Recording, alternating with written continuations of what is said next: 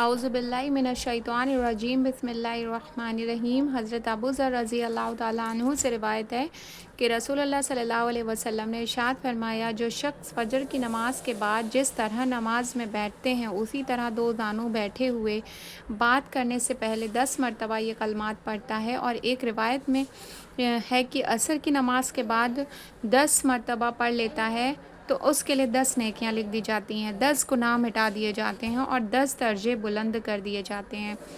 پورے دن ہر ناگوار اور ناپسندیدہ چیزوں سے محفوظ رہتا ہے۔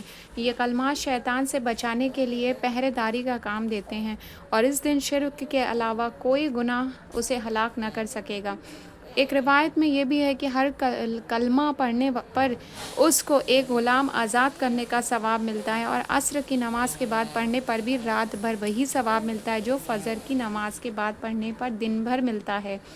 یہ کلمات یہ ہیں: لا الہ الا اللہ وحدہ لا شریک لہ لہ الملک ولہ الحمد یحیی ویمیت وہو علی کل شیء قدیر۔ ایک روایت میں یحیی ویمیت کی جگہ بعید الخیری ہے۔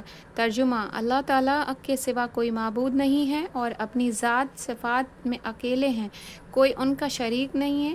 سارا ملک، دنیا، آخرت انہی کا ہے، انہی کے ہاتھ میں تمام تر بھلائی ہے، اور جتنی بھی خوبیاں ہیں وہ انہی کے لیے ہیں۔ وہی زندہ کرتے ہیں اور وہی مارتے ہیں، اور وہ ہر چیز پر قادر ہیں۔ سبحان اللہ۔